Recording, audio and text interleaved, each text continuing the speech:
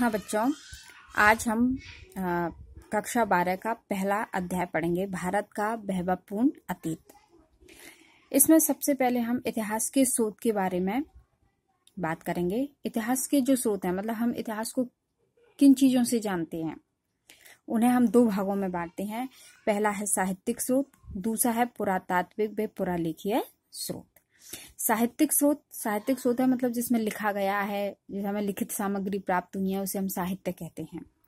और पुरातात्विक और पुरालेखीय स्रोत क्या है, जिसे हम उत्खनन के द्वारा प्राप्त करते हैं, है ना। इसमें हमें लिखी हुई सामग्री नहीं मिलती है। अब पहली बात करते हैं हम साहित्यिक स्रोत की। साहित्यिक जो स्रोत हैं उन्हें हम 3 भागों में बांटते हैं। कितने भागों में बांटते हैं बच्चों? 3 भागों में। पहला है धार्मिक साहित्य, दूसरा धर्मेतर साहित्य और तीसरा वंशावलियां। धार्मिक साहित्य मतलब आप समझ रहे हो, धर्म से संबंधित, जैसे ब्राह्मण धर्म, बौद्ध धर्म, जैन धर्म। इन धर्मों में जो साहित्य लिखे गए थे वो धार्मिक साहित्य कहलाते हैं। धर्मेतर साहित्य यानी धर्म से हटकर जो साहित्य लिखे गए थे वो धर्मेतर साहित्य में आते हैं, जैसे ऐतिहासिक ग्रंथ, विशुद्ध साहित्यिक ग्रंथ, क्षेत्रीय साहित्य और वंशावलियां में जैसे विभिन्न राजाओं की वंशावलियां लिखी जाती थी, साधारण लोगों की भी वंशावलियां लिखी जाती थी, तो उनसे भी हमें इतिहास के स्रोत के बारे में पता चलता है। अब अपन सबसे पहले बात करते हैं धार्मिक साहित्य की। धार्मिक साहित्य में आते हैं ब्राह्मण साहित्य। इसमें जो सबसे प्राचीन ग्रंथ हैं वो हैं वेद। क्या हैं? वेदों की संख्या है 4। कौन कौन से वेद हैं? ऋग्वेद, सामवेद, यजुर्वेद, अथर्ववेद। इन चारों में सबसे प्राचीन जो वेद है वो है ऋग्वेद। कौन सा है? ऋग्वेद में 10 मंडल है, मतलब इसे 10 भागों में बांटा गया है और इसमें कुल मिलाकर के 1028 सूक्त लिखी गई हैं। दूसरे नंबर पर आता है अपना सामवेद। अपन कह सकते हैं सामवेद को संगीत का जनक, संगीत, है ना। इसमें जो भी सामग्री लिखी हुई है वो गेय सामग्री है, मतलब उसको गा गा करके बोला जाता है। तीसरा आता है अपना यजुर्वेद। ये मतलब यज्ञ। ये किससे संबंधित है? यज्ञ से। इसमें यज्ञ से संबंधित सामग्री है। चौथा आता है अपना अथर्ववेद। इसकी जो रचना है वो अथर्वा ऋषि के द्वारा की गई थी। किसके द्वारा की गई थी? अथर्वा ऋषि के द्वारा। इसमें हमें ब्रह्म ज्ञान, धर्म, औषधि, शत्रुओं का दमन, तंत्र मंत्र आदि की जानकारी मिलती है। इसमें विशाल सामग्री का भंडार है अथर्ववेद। तो आपको बात समझ में आ गई वेदों के बारे में। 4 वेद, ऋग्वेद, सामवेद, यजुर्वेद, अथर्ववेद। ऋग्वेद सबसे प्राचीन ग्रंथ है, सामवेद इसमें गेय सामग्री है, यजुर्वेद यज्ञ से संबंधित है, अथर्ववेद अथर्वा ऋषि द्वारा रचित है। अब अपन बात करते हैं आगे। वेदों के 4 भाग हैं। कितने भाग हैं? 4 भाग। पहला है संहिता। पहला क्या है? संहिता क्या है? इसमें वेदों की व्याख्या की गई है। संहिता जो है उसमें क्या की गई है? वेदों की व्याख्या की गई है। दूसरे आते हैं इसमें ब्राह्मण ग्रंथ क्या है? ये यज्ञ और कर्मकांडों का वर्णन करते हैं। ब्राह्मण जो ग्रंथ हैं उनमें यज्ञों और कर्मकांडों का वर्णन है। तीसरा है आरण्यक। क्या है?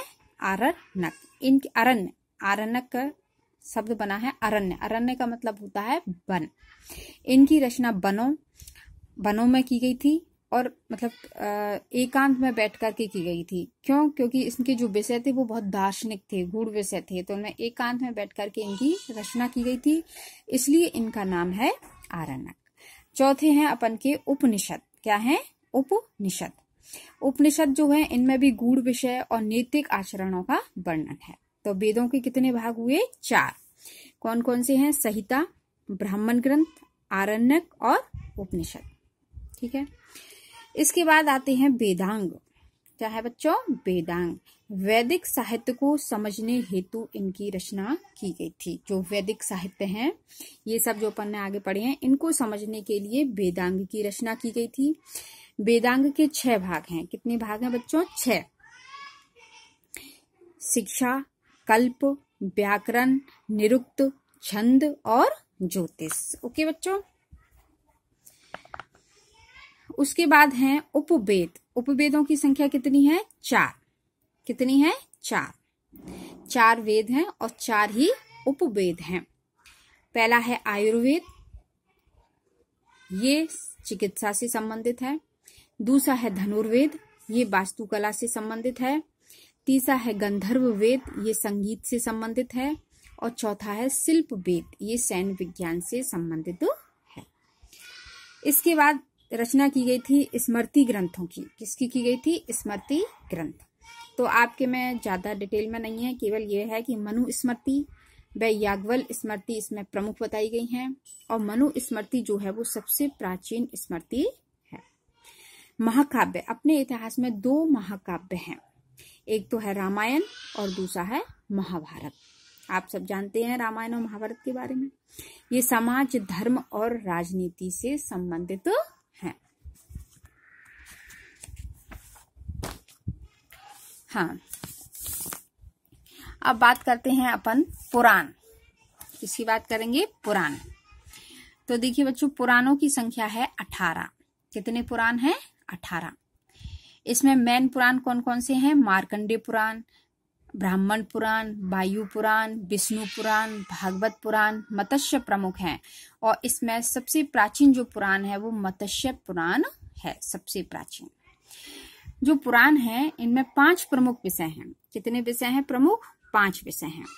कौन कौन से हैं? सर्ग, प्रतिसर्ग, मनवंतर, वंश और वंशानुचरित। देखिए, इन्हें याद करने का बहुत अच्छा तरीका है। आपसे पूछे जाएंगे पुराणों की संख्या कितनी है? 18। सबसे प्राचीन पुराण कौन सा है? मत्स्य।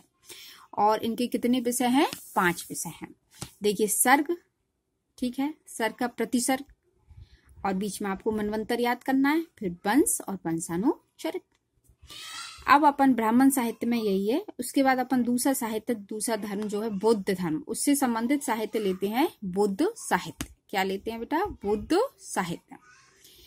तो सबसे प्राचीन ग्रंथ बौद्ध साहित्य या बौद्ध धर्म के सबसे जो प्राचीन ग्रंथ हैं वो हैं त्रिपिटक कहलाते हैं। क्या कहलाते हैं? त्रिपिटक। त्रिपिटक में क्या है? बौद्ध धर्म के नियम और आचरणों का इसमें संग्रह है। ये त्रि का मतलब 3 है। कौन कौन से हैं? सुत्त पिटक, विनय पिटक और अभिधम्म पिटक। ठीक है। इसके बाद आते हैं इसमें जातक ग्रंथ। ये भी बहुत इंपॉर्टेंट है जातक ग्रंथ। इसमें गौतम जो बुद्ध हैं उनके पूर्व जन्म की कथाएं हैं। क्या है इसमें? गौतम बुद्ध के पूर्व जन्म की कथाएं हैं। और जातक कथाओं की संख्या कितनी है? 549। ये इंपॉर्टेंट है जातक ग्रंथ। अब इसमें भी देखिए पाली भाषा के ग्रंथ। कौन सी भाषा के ग्रंथ देखते हैं अपन? कौन कौन सी भाषा के हैं? पाली भाषा के ग्रंथ बौद्ध ग्रंथों में। इसमें मेन है मिलिंदपन्हु, दीपवंश और महावंश। और ये जो 2 हैं दीपवंश और महावंश, इसमें सिंगल द्वीप, वर्तमान में श्रीलंका बोलते हैं जिसे, उसका वर्णन है। और जो मिलिंदपन्हु है ये इंपोर्टेंट है। इसमें राजा मिनेंडर और बुद्ध भिक्षु नागसेन के बीच में वार्तालाप है। ये वेरी इंपोर्टेंट, ये आता रहता है क्वेश्चन कि मिलिंदपन्हु में किसके वार्तालाप का वर्णन है? राजा मिनेंडर और बुद्ध भिक्षु नागसेन, ये मध्य वार्तालाप है। बुद्ध जो साहित्य है उसमें, ये तो अपन ने पाली भाषा के ग्रंथ देखे थे। इसी में संस्कृत भाषा के ग्रंथ कौन कौन से हैं वो देखते हैं अपन। ठीक है ना। संस्कृत भाषा के ग्रंथ। संस्कृत भाषा के ग्रंथ में पहला है महावस्तु। क्या है? महावस्तु। इसमें गौतम बुद्ध के जीवन चरित्र पर आधारित है। महावस्तु किस पर आधारित है? भगवान बुद्ध जो हैं उनके जीवन चरित्र पर आधारित है। दूसरी पुस्तक है ललित विस्तार। इसमें गौतम बुद्ध के देवीय शक्ति का निरूपण है। इसमें जो गौतम बुद्ध है उनको भगवान के रूप में निरूपित किया गया है। अन्य ग्रंथ में है मंजूश्री, मूलकल्प, अश्वघोष का बुद्ध चरित्र। ये भी इंपोर्टेंट आता रहता है, अश्वघोष का बुद्ध चरित्र। बुद्ध चरित्र के लेखक कौन है? अश्वघोष, सौंदरानंद, है ना। ये सारे इंपोर्टेंट बुद्ध साहित्य के ग्रंथ हैं। आगे अपन अगले वीडियो में पढ़ेंगे।